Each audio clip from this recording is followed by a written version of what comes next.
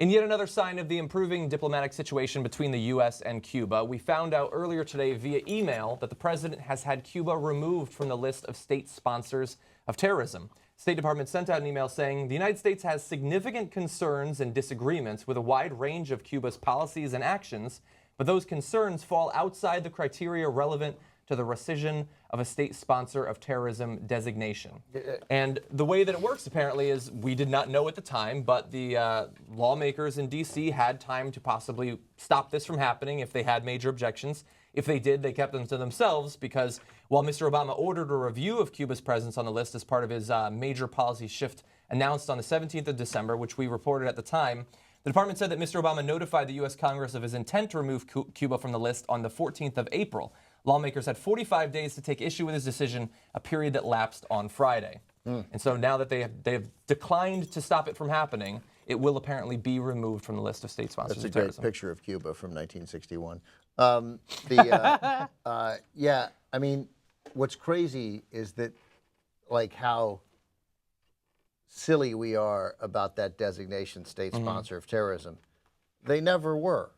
That was not what they did. At most, they harbored potentially separatists from parts of Latin America, the Basque Republic, things like that.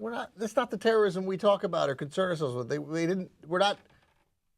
weren't sponsoring terrorism ever at any point. That wasn't an issue. It's just made up. Made up part of this overall ploy to sort of demonize Cuba for all these years. Because, for obvious reasons, they aligned themselves because we left them absolutely no choice, among other reasons, because we left them absolutely no choice.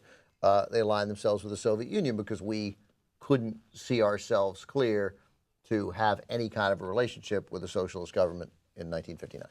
At a bare minimum, what the dissidents of the Castro regime, who are on our side, did were remarkably similar to what the Cuban government did in terms of actions against one another. That's right. And we're the ones who invaded them in Bay of Pigs. They didn't really invade us, right?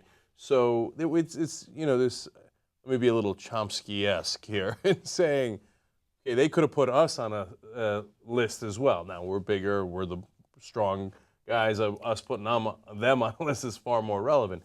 But even if you don't agree with Ben and, you know, the Cubans down in Miami will say, are you crazy? They plan to blow this up. They plan to blow that up. But wait. You guys have been arrested for planning to blow up civilian things too.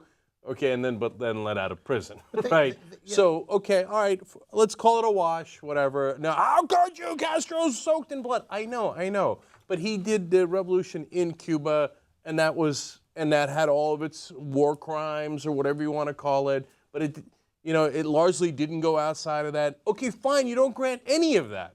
Okay, I challenge any of you out there. What's the last act of terrorism that Cuba did?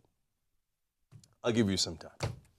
Think about it. I mean, okay, what are you going to do? You're going to go back, even the most strident, Cubans in America, right wing, you're going to go back 10 years, 20 years, 30 years? How far back are you going to go? Yeah, well, they did for years sponsor Teofilo Stevenson, and he had a left that would hit you like an IED, I'll tell you, man.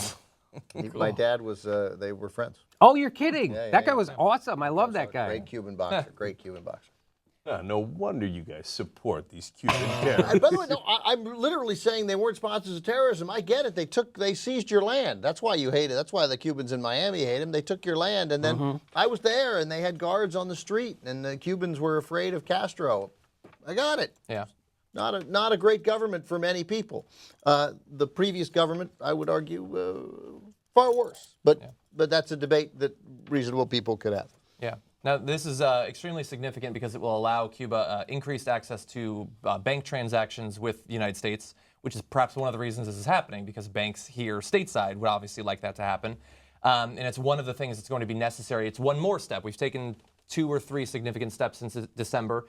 This is the 3rd or 4th towards normalizing relationships and allowing Americans to perhaps visit Cuba. And if the core thing you want is for Cuba to change and to evolve socially and governmentally, this is the way it's going to work. It obviously was not working with the embargo. We gave it decades. We gave it a middle-aged man's life to work. It didn't work.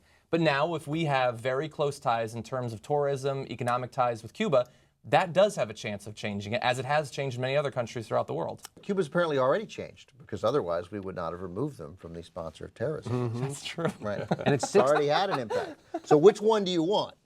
You want to pretend that they were sponsors of terrorism, or do you want to, so anyway. Yeah.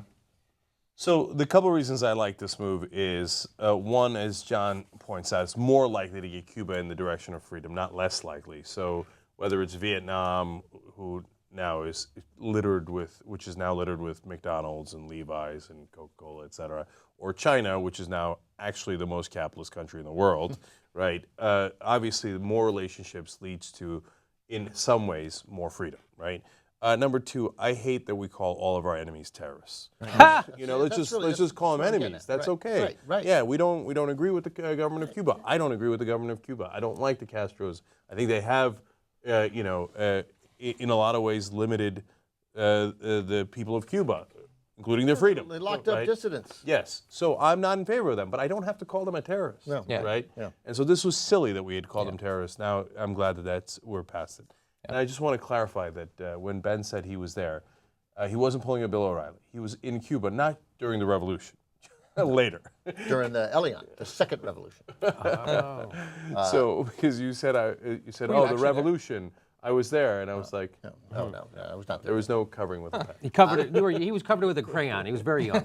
I was there for 4 or 5 days in 2000. And it was cool.